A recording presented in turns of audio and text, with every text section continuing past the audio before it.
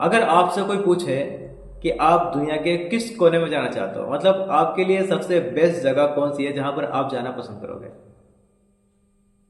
Comment box में बताना कहाँ जाना पसंद करोगे। जैसे कि मेरी सबसे ज़्यादा फेवरेट जगह है एक ऐसी जगह जहाँ पर कोई ना हो, शांति हो, सिर्फ शांति। अब ये मत सोचना कि मैं अंतलाटी महासागर में जाना चाहता हूँ, नहीं ऐसा भी नहीं है। ठीक है, वहाँ पे तो शांति क्या पता नहीं क्या क्या है वहाँ पे तो। और ऐसी जगह भी नहीं हो, बस शांति का मतलब ये है कि एक पीसफुल लाइफ हो। जैसे कि आज के टाइम में हम शहरों में देखते हैं कितना ट्रैफिक है, और ट्रैफिक इतना है कि हम ऑन रोड अगर जा रहे हैं तो बात करने में भी हमें प्रॉब्लम होती है। मतलब कि अब सेल फोन में बात नहीं कर पाते, और अब तो क्या हो गया है कि क्या बोलते हैं उसे, एयरबड्स होते हैं वो लगाना पड़ता है लोगों को, और इसलिए बहरापन भी ज़्यादा प्रॉब्लम होने लगी, कानों में प्रॉब्लम होने लगी, यही वजह है। तो अगर मुझसे कोई पूछे कि मैं कहाँ जाना चाहता हूँ, तो मैं ऐसी जगह जाना चाहूँगा जहाँ पर बहुत ज़्यादा शांति हो, पीस हो। और वहाँ जाकर करूँगा क्या, वहाँ जाकर 2 घंटे बैठूँगा, सोचूंगा अपनी लाइफ के बारे में कि मैंने क्या खोया है, क्या पाया है, अब तक अपने जीवन में मैंने क्या किया है। एक डायरी बनाऊंगा, लिखूंगा उसे, उसमें अपने अच्छे काम, अपने बुरे काम, अपने अपॉर्चुनिटी जो की है मैंने, जो पाया है, जो खोया है, और कौन लोग मेरे साथ हैं उस बुरे वक्त में, और कौन लोग ऐसे थे जो उस टाइम चले गए थे। ये सब चीज़ें नोट करूँगा। और देखो, अपने अतीत को दोहराना, अपने अतीत को दोहराना मतलब ये नहीं कि आपने जो पास्ट में किया फिर से वो सब करो, नहीं। अपने अतीत को दोहराना अपनी यादों में, याद करना उन बातों को कि आपके पास्ट में क्या हुआ है, आपके अतीत में क्या हुआ है, बहुत अच्छा है। और ये आपके लिए बेनिफिशियल है इसलिए क्योंकि आपको बहुत सी चीज़ें सीखने को मिलती हैं। आई होप आप वो गलतियां नहीं करोगे जो आपने अतीत में की हैं, आपने अपने पास्ट में की हैं। देखो, सभी गलतियां करते हैं, हर एक इंसान गलती करता है, ऐसा कोई भी नहीं है जो ये कहे कि हाँ मैंने कभी ज़िंदगी में अपनी कोई गलती नहीं की है। और उस गलती से सीख भी मिलती है, बहुत से लोग सीखते हैं और उस गलती का सॉल्यूशन निकालते हैं, और आगे ऐसी गलती ना हो इस चीज़ का वो प्रण भी ले लेते हैं। और जब एक बार गलती हो गई है, उससे हमने कुछ सीख लिया है, तो मुझे नहीं लगता कि आगे सेम गलती हमसे होगी। देखो, जिंदगी में गलती होती रहेंगी, हुई हैं और आगे भी होंगी। गलतियों का भंडार है। अगर आप सोचने बैठोगे, आप एक कोने में सोचोगे, बैठोगे, और आप अपने उन बातों को सोचोगे जो आपकी गलत थी, जहाँ पर आपने गलती की है, जहाँ आप गलत थे, तो आपके पास जो डायरी है, आपके पास जो कुछ भी है वो कम पड़ जाएगा। आपने उस लेवल तक गलती की है, और ऐसी ऐसी गलती की है कि आप खुद शर्मसार हो जाओगे उस चीज़ को सुनकर कि आपने ये गलती की कैसे। आप कुछ बचपन की गलतियां हैं, कुछ स्पेशली जो एक एज होती है गलतियों की, वो होती है 14 to 18। अब 19 का होने के बाद थोड़ा सा इंसान समझदार होने लगता है, कुछ अच्छी चीज़ों को समझने लगता है, क्या अच्छा है क्या गलत है। लेकिन वो टीन एज होती है ना, टीन एज में बहुत ज़्यादा खतरनाक होता है, और नई नई जोश होता है, नई नई पावर होती है, तो हर वो चीज़ हमें छोटी लगती है जो हमारे सामने है, और सबसे बड़े कौन, हम। तो हम कुछ सोचते नहीं, समझते नहीं, बस हमें करना है, जो जाना है, जहाँ जाना है, सब करना है। हमें एजुकेशन से कोई मतलब नहीं है, हम पढ़ाई में इतना ध्यान नहीं देते, और पढ़ाई में जा भी रहे हैं तो फिर हमारा वही तरीका रहता है, क्योंकि हमारे पास एक नई पावर आई है। एक जैसा होता है ना, चलो मैं उस चीज़ का यहाँ जिक्र नहीं करूँगा, वो चीज़ एक तरह से गलत है, क्योंकि ये फैमिली ब्लॉग है, इसलिए कटिंग करानी पड़ेगी। चलो वो बाद में देखेंगे। हाँ, तो मैं बात कर रहा था अतीत की। ठीक है, अतीत को याद कर कर आप अपनी बहुत सी चीज़ों को बदल सकते हो, बहुत सी गलतियों को आप सही कर सकते हो, जो आपने गलती की है सही कर सकते हो, और बहुत से रिश्ते ऐसे जो आपकी गलती की वजह से ख़त्म हुए हैं, उन्हें सुधार सकते हो। और अगर सुधार भी ना सको तो आप उन लोगों से टच में रहोगे जो आपके साथ में हैं, और उन चीज़ों को नहीं करोगे जिनकी वजह से आपने पुराने रिश्ते अपने ख़त्म किए हैं। तो इसलिए अतीत में जाना सही है। तो मैं कह रहा था कि अगर मुझे मौका मिले कहीं ऐसी जगह जाने का जहाँ पे सिर्फ मैं हूँ, जहाँ पे सिर्फ शांति हो, तो मैं जाऊँगा, डेफिनेटली जाऊँगा। और मेरी जो फेवरेट जगह है वो है हिल स्टेशन, पहाड़। मतलब मेरा मन करता है कि मैं पहाड़ की उस चोटी तक जाऊँ जहाँ तक पहाड़ अंत हो जाए। अब आप एवरेस्ट का नाम मत सुनना, एवरेस्ट का नाम मत सोचना, क्योंकि मैं एवरेस्ट पे यार बहुत ज़्यादा दिक्कत होती है। मैं अभी पीछे कुछ रील देख रहा था, तो यार बहुत सी डेड बॉडी वहाँ पे पड़ी हुई है, और उन्हें ले जाना भी मतलब कोई ले जा ही नहीं सकता, क्योंकि इतना खर्च उसमें हो जाएगा, इतनी प्रॉब्लम ले जाने में होगी कि जो ले जा रहे हैं वो भी शायद एक्सपायर हो जाए। अब मैं सोच रहा था कि यार उनकी फैमिली का क्या हुआ होगा। उनकी फैमिली अब तक वेट कर रही होंगी क्योंकि वो आया नहीं अभी तक, क्योंकि उन्हें ना तो उसकी डेड बॉडी मिली और ना ही बंदा वो मिला। पड़े हुए हैं, पूरा कवर हो रखे हैं, हेलमेट लगा हुआ है, पूरा सूट लगा हुआ पहना हुआ है, बैग पास में पड़ा हुआ है, और यार बस सोए हुए हैं अपनी एक चैन की नींद। बॉडी खराब नहीं होगी क्योंकि सर्दी है, टेम्परेचर डाउन है, बॉडी भी ऐसी रहेगी जैसे कि अभी उठ जाएगा, लेकिन बुझा चुका है। तो इसलिए मेरा मन नहीं करता एवरेस्ट पे जाने का, लेकिन है इच्छा है कि एवरेस्ट की चढ़ाई की जाए, लेकिन उसके लिए बहुत बड़ी ट्रेनिंग चाहिए। और ट्रेनिंग भी क्या करें, बहुत लंबा सफ़र होता है, कुछ भी हो जाता है। आप बीमार हो गए तो आप वापस नहीं जा सकते, आपको वहीं पर रेस्ट करना पड़ेगा। और अगर आप ज़्यादा बीमार हो गए तो आपके पास जो मेडिसिन हैं आप उन्हीं से काम चला सकते हो, अदरवाइज नीचे से कोई आपको हेल्प नहीं मिलेगी, बहुत ज़्यादा प्रॉब्लम है। तो मेरा मन वहाँ पे इतनी दूर तो जाने का नहीं है, लेकिन मेरा मन है सिर्फ पहाड़ों पे जाने का, जहाँ तक हरियाली है।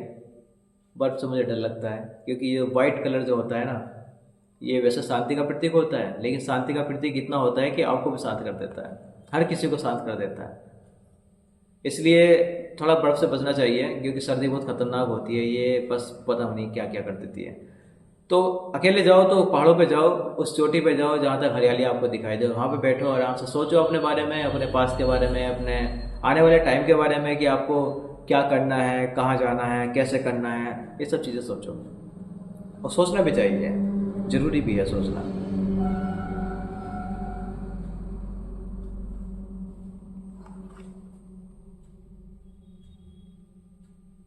अभी लास्ट टाइम मैं गया था कहाँ पे, इधर नीलकंठ गया था। और नीलकंठ, खास नीलकंठ में नहीं गया क्योंकि वहाँ पे काफ़ी भीड़ है। उससे ऊपर गया, और उससे ऊपर एक खाई है, आई थिंक उसका नाम था बेली करके था कुछ, आई थिंक बेली था, हाँ बेली का, मुझे नाम आगे कुछ पता नहीं है, शायद बेली का बेली था। और नीचे जाने के बाद एक हल्की सी, एक अलग बेली था। और नीचे जाने के बाद एक नदी थी जिसमें पानी थोड़ा बहुत था और पत्थर बहुत बड़े बड़े थे। कितना शांत माहौल था वहाँ का, मतलब एक इतनी पीस, इतना अच्छा फील हो रहा था वहाँ पर कि यार सही में यार यही ज़िंदगी है। उस दूर दराज एरिया में जाकर आपको ऐसा फील हुआ कि यार यही ज़िंदगी है। आप भीड़ भाड़ के एरिया से, जहाँ पर आपको 2 बार बोलना पड़ता है, 3 बार बोलना पड़ता है अपनी बातें समझाने के लिए, इतना बिजी शेड्यूल, इतना नॉइज, इतना शोर शराबा, इतनी प्रॉब्लम्स, इतना ट्रैफिक, और वहाँ पर जाकर बस आपको शांति मिलती है। एक बॉटल गिर गई, एक अलग ही सुकून होता है। आपने कभी नोट किया है, जितने भी ये ऋषि मुनि हुए हैं, इनका वास जो है, इनका जो निवास है वो पहाड़ों में क्यों है? और जो भी पहाड़ों में गया है उसने रिद्धि सिद्धि सब प्राप्त की है, क्योंकि उसने वो सीखा है जो वो आज के माहौल में, या फिर उस माहौल में, देखो भीड़ भाड़ पहले भी थी, शहर पहले भी हुआ करते थे, उस माहौल में वो नहीं सीख सकता था। वो एकांत में गया, उसने अध्ययन किया, उसने इतना अध्ययन किया कि उसने हर वो चीज़ सीख ली जो आम इंसान को नहीं पता होता। हर चीज़ पे उसने कंट्रोल करना सीख लिया, हर चीज़ पे। तो देखो आज तक उनका नाम है, बहुत से गुरु हुए हैं, बहुत से ऋषि मुनि हुए हैं, बहुत से महात्मा हुए हैं, उनका आज नाम है, क्योंकि उन्होंने एकांत को पसंद किया। मैं ये नहीं कह रहा हूँ कि आप एकांत में चले जाओ, तपस्या करने चले जाओ, लेकिन भाई साल में 1 बार 2 बार आपको ऐसी जगह जाना चाहिए जहाँ कोई ना हो, जहाँ सिर्फ आप दिखाई दें, या फिर आप 1-2 दिखाई दें। वहाँ पर आप बैठो, कहीं भी किसी भी जगह, सेफ सी जगह बैठो, ज़्यादा जंगल में मत जाना, नहीं तो शेर दिखाई देगा। कहीं भी बैठें, आंखें बंद करें और बस ध्यान में लीन हो जाएं। आपको एक इंटरनल जो शांति है वो प्राप्त होगी, एक सुकून मिलेगा, आपकी आत्मा जो है तृप्त हो जाएगी पूरी तरह से। तो ये चीज़ें करना जरूर, क्योंकि मैं जब भी पहाड़ों पे जाता हूँ ना, तो मैं ऐसी जगह की तलाशता हूँ जहाँ पे कोई ना हो, आराम से बैठ के यार बस सोचते हैं उस लम्हे को आंखें बंद कर कर कि क्या किया, कैसे हुआ, कितना किया, कितना जीवन बाकी है, कितना गुजार चुके हैं, कितना कुछ अचीव कर लिया, कितना और पाना बाकी है, ये सब। और देखो आपने सुना होगा, आप अगर यू आर एजुकेटेड, आपको पता ही है इस चीज़ का, ठीक है। हमारे यहाँ पे है ना आश्रम दिए गए हैं, आश्रम। जैसे कि पहला आश्रम है ब्रह्मचार्य आश्रम, उसके बाद हमारा गृहस्थ आश्रम है, उसके बाद वानप्रस्थ आश्रम नहीं संन्यास आश्रम है, उसके बाद वानप्रस्थ आश्रम है। ठीक है, तो ये आश्रम जो दिए गए ना वो सोच समझ के दिए गए हैं। अगर आप सही में एक ह्यूमैनिटी फॉलो करते हैं, ह्यूमन बीइंग है, आप इंसान है, तो आपको पहला आपका ब्रह्मचार्य आश्रम मतलब कि उसमें आपको वो सब चीज़ें सीखनी है, वो सब चीज़ें जाननी है, वो ज्ञान प्राप्त करना है जो आपके जीवन के लिए बहुत ज़्यादा ज़रूरी है। उसके बाद आपका गृहस्थ आश्रम, आपको अपना परिवार चलाना है, बच्चे करने हैं, शादी करनी है, उनकी शादी वादी करनी है। ठीक है, उससे फ्री हो जाने के बाद आपको संन्यास ले लेना है उस मोह माया से, उस हर चीज़ से, उस रिश्ते से जो आपने बनाए दुनिया में, जो आपने किए।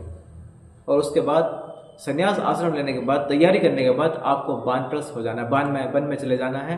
और वहाँ पे आपको आपने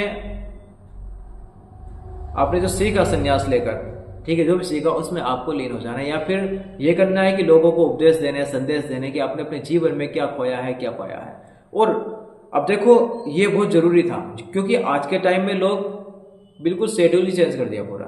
ब्रह्मचार्य आश्रम में वो लिविंग में रह रहे हैं, ठीक है, ब्रह्मचार्य आश्रम में ही वो अपना गृहस्थ आश्रम चला रहे हैं, बढ़िया कर रहे हैं, गृहस्थ आश्रम में भी गृहस्थ आश्रम चला रहे हैं। ठीक है, और जब उनका संन्यास लेने का समय आता है तो संन्यास ना लेने के कारण उनके घर पे विवाद होता है। देखो संन्यास ले लेते हैं, ठीक है, तो मोह माया से दूर हो जाते हैं, लेकिन संन्यास नहीं लिया है तो घर में है, अब उनके बच्चे भी बड़े हो गए हैं, बहुएं आ गई हैं, 2-2 3-3 लड़के उनके पास हैं, उनमें विवाद होगा। प्रॉब्लम पेरेंट्स, आपने हमारे लिए ये नहीं किया, आपने हमारे लिए ये किया, उसके लिए ये सब किया, ये सब चीज़ें। अगर संन्यास ले लेते तो ये चीज़ें नहीं सुनने मिलती, आराम से शांति से चले जाते, किसी से कोई शिकायत नहीं आती। और यही वजह है आज के समय में वृद्ध आश्रम इतने खुले हुए हैं और वहाँ पे वृद्ध लोग बहुत मिलते हैं। सिर्फ वो लोग मिलते हैं जिनके बच्चों ने उन्हें किसी कारण से या फिर बिना किसी कारण के निकाल दिया। वीडियो काफ़ी लंबी हो गई है, ठीक है, मिलते हैं एक नए ब्लॉग में अगली बार, इससे भी अच्छे ब्लॉग में, एक ज्ञानवर्धक चीज़ों में, और एक नई उमंग के साथ, नई एनर्जी के साथ। तब तक के लिए गुड बाय। वीडियो अच्छी लगी तो लाइक करना और चैनल को सब्सक्राइब करना बिल्कुल मत भूलना।